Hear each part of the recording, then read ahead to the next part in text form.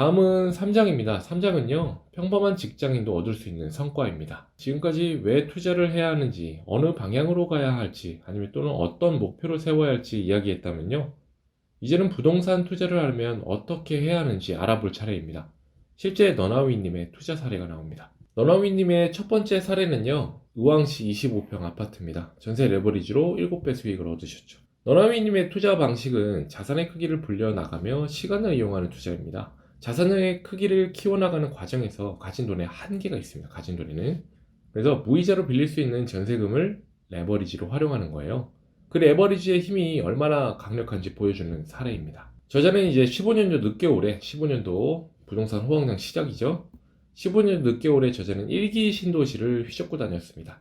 그러다가 1기 신도시인 안양시 평촌 신도시 옆에 위치한 의왕시 내손동을 접하게 돼요.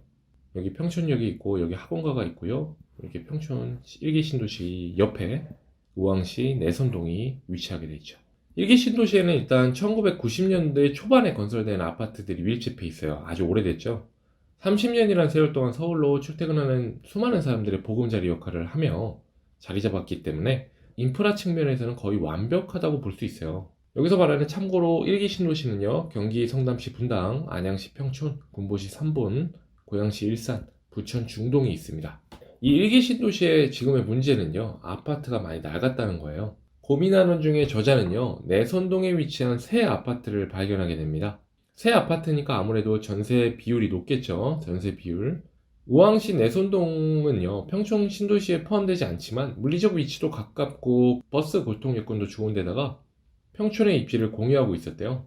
평촌 내에 신축 아파트가 생기면은 그 가치가 훨씬 높겠지만 여러 상황을 고려할 때 평촌의 기존 인프라를 활용할 수 있는 새 아파트라는 점이 아주 큰 장점이었죠. 사실 1기 신도시 같은 경우는 이미 그 부지 내에 구축 아파트들이 다 자리 잡았기 때문에 이 아파트를 부수고 재건축하지 않은 이상은 새로 아파트를 지을 수 있는 공간은 없어요. 그래서 오히려 주위에 지어지고 있는 새 아파트들을 노렸던 거죠, 저자는. 내선동에는 이제 신축 아파트가 여럿 있었다고 해요. 그 중에 이제 저자 눈에 띈 것은 지역 주민들 사이에 가장 선호도가 높다는 이 아파트였어요. 이유는 세대수가 가장 많은 대단지고요. 초품화였다고 합니다. 지하철역과 거리는 좀 있지만 버스 노선이 많은 편이라 역까지 이동도 어렵지 않다는 것도 장점이었어요. 그리고 직접 가보니까 젊은 사람들의 비중이 높았다고 해요. 부동산에 방문했을 때도 젊은 사람들이 계속 전세나 혹은 매매 물건을 구한다는 전화와 방문이 이어졌다는 것을 목격을 한 거죠. 그래서 일단 신축이라는 조건은 후순위였고요. 입지를 먼저 봤다고 해요. 아파트의 진짜 가치는 입지입니다, 여러분. 보시는 분 꼭 기억하세요. 아시는 분은 아시겠죠? 저자는 말합니다. 투자를 고려할 때 입지를 우선으로 보고요. 그 다음 신축인지 구축인지 부차적인 이제 조건들을 따져보는 것이 현명한 거죠. 무조건 신축 아파트라는 이유 하나만으로 투자를 결정하지 말라는 것입니다.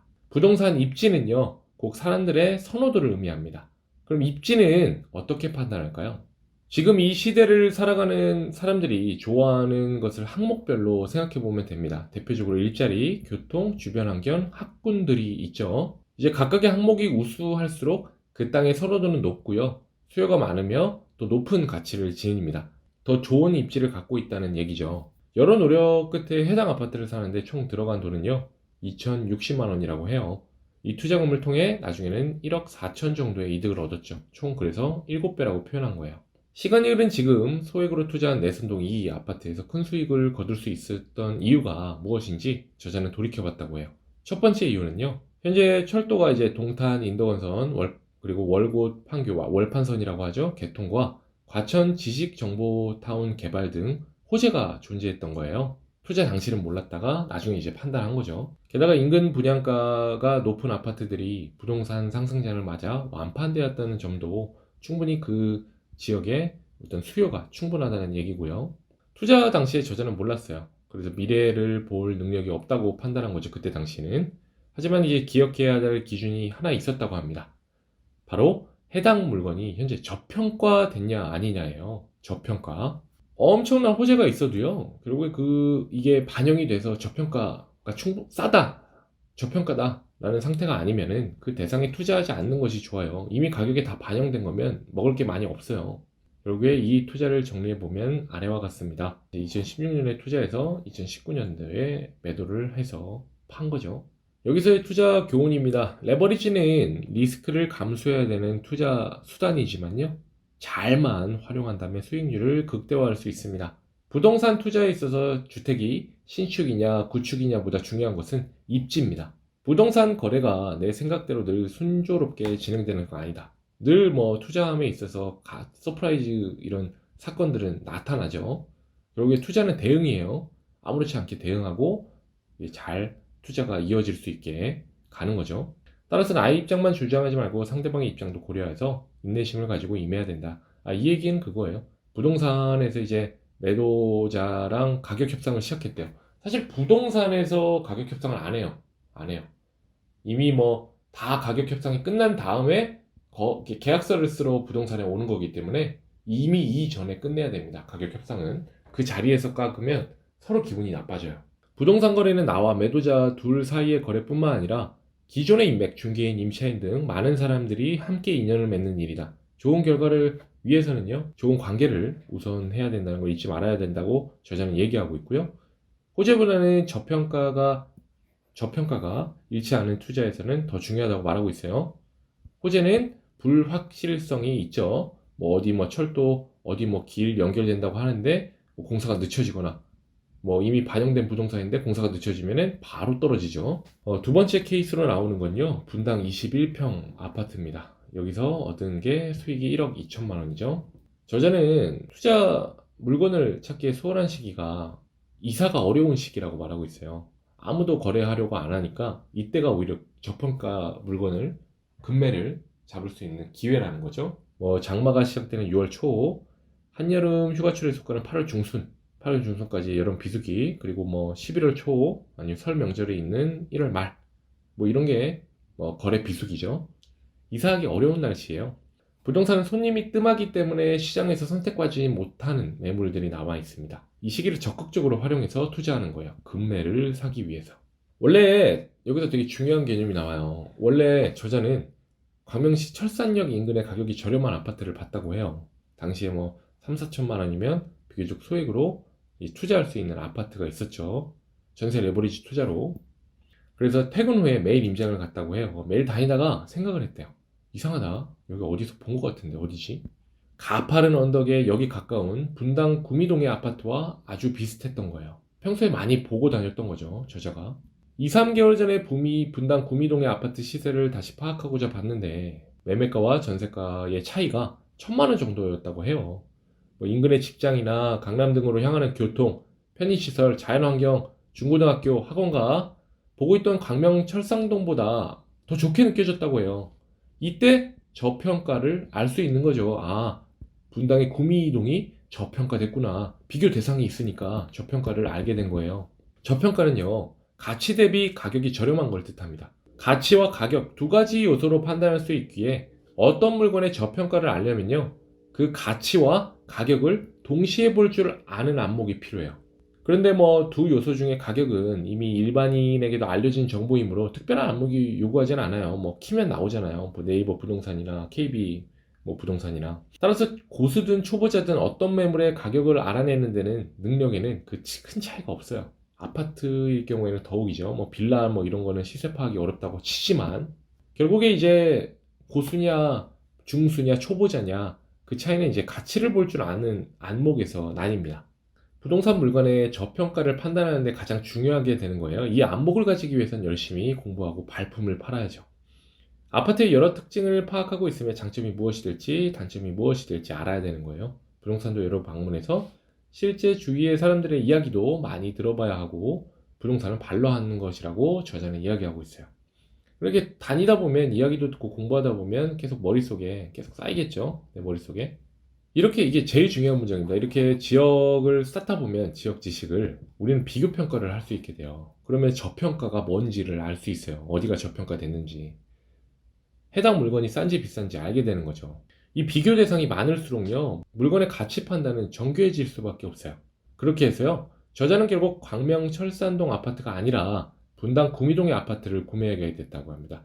확실한 근거, 본인만의 근거가 있었죠. 그래서 이제 결과는 아래와 같습니다. 2016년에 2,450만 원을 투자했고 2019년에는 수익률이 4배, 5배였죠. 시세 차익이 1억 2천 정도 났네요. 그래서 여기서 투자 교훈은요. 해당 부동산이 가진 입지에 비해서 가격이 저렴한 것을 찾아라. 입지의 가치에 비해 가격이 저렴한 것. 이거는 비교하면서 알 수 있겠죠. 여러 투자 대상을.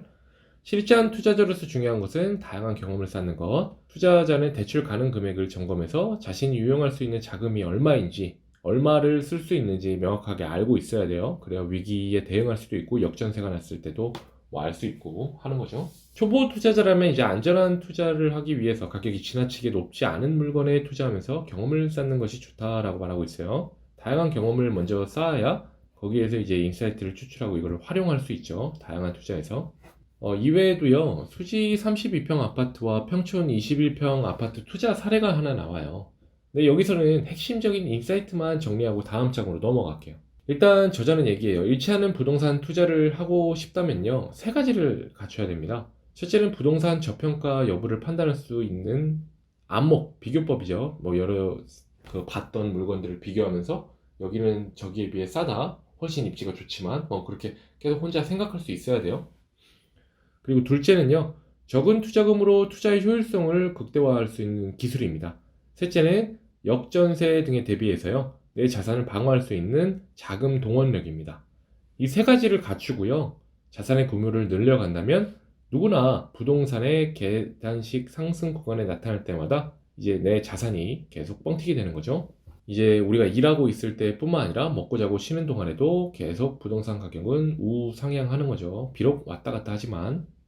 저자는 얘기해요. 나는 좋은 투자처가 보이지 않은 순간에도, 또 당장 투자금이 없어 어차피 투자를 실행할 수 없던 시기에도 꾸준히 발로 현장을 직접 찾아갔기에 가능했다. 나는 주변 투자자들에게 항상 이렇게 얘기했다.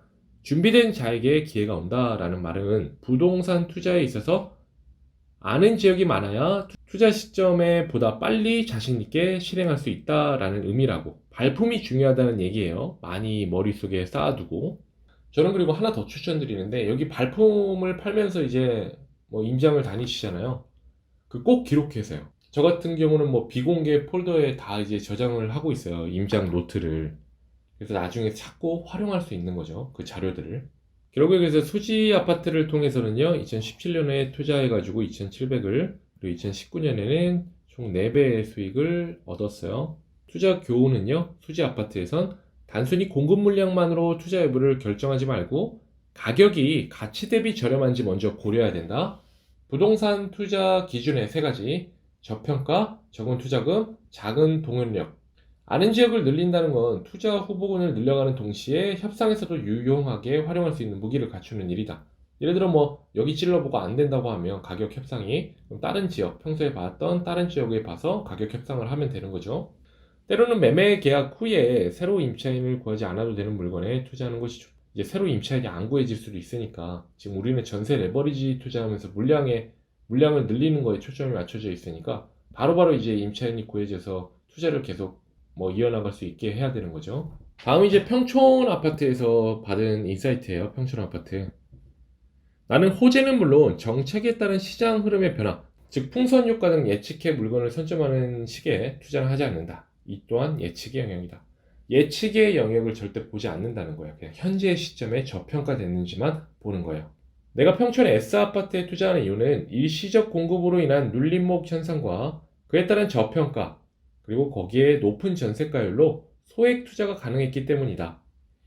이후 시장에서 상승세가 가팔라지면서 그로 인해 규제와 풍선 효과 등이 생겼을 뿐이다. 예측을 안 했어요. 나는 이를 예측하지 않았고 사실 정확히 예측하는 것도 불가능하다. 분명히 알고 있죠. 예측은 불가능하다는 걸. 무조건 좋은 지역에 투자할 생각을 하기보다는 먼저 자신이 세운 투자 기준에 충족되는지 살핀 후에 그 안에서 가장 좋은 지역에 투자하는 것이 순서입니다. 그 결과 이제 평촌 아파트는요, 2017년도에 실제 투자금 한 3,500 정도 되고요. 19년도에 시세 차익 7,700, 그래서 2배 정도의 수익을 얻었습니다. 여기서 쌓은 투자 교훈은 괜찮은 입지에도 부동산 상승장이 진행되는 동안 다른 지역에 비해 상승세가 주춤하다면 예의주시해라. 주의를 계속 보라는 얘기예요. 주위에 비해서 안 오르고 있던 지역을 투자하라는 얘기죠. 매도자의 매도 사유를 대화해서 협상 과정에서 파악해야 된다. 등기부 등본 열람 필수다. 경험이 쌓여 투자 가능 원시 여러 군데로 늘어날 경우에 입지와 위상을 고려하라 라고 투자 교훈을 정리하고 있습니다. 결국에 이 4건의 투자 사례가 담긴 3장의 요약입니다. 전세 투자란 전세 보증금을 레버리지로 하여 무이자로 돈을 빌려 자산을 사는 방식의 투자다. 그 저자가 주로 활용한 방법이죠. 투자자는 부동산 매매 과정은 물론 임대하는 과정에도 신경 써야 된다. 당연한 얘기죠. 임차인들은 어찌 보면 우리에게 무료로 돈을 빌려주는 사람들이에요. 이들이 편하게 살 수 있게 관리하는 것도 우리의 몫인 거예요. 이들의 사용 수익권을 절대 망가지지 않게 하는 거죠. 전세 투자 성공의 핵심은요, 저평가된 아파트를 찾는 것이다. 저평가는 비교법을 통해서 찾을 수 있죠. 경험이 쌓일수록 점점 더 좋은 투자를 할 수 있다. 이건 당연한 거예요. 지식이 계속 쌓이니까 활용하고 경험이 실력으로 전환되기 때문이다. 라고 3장을 요약하고 있습니다.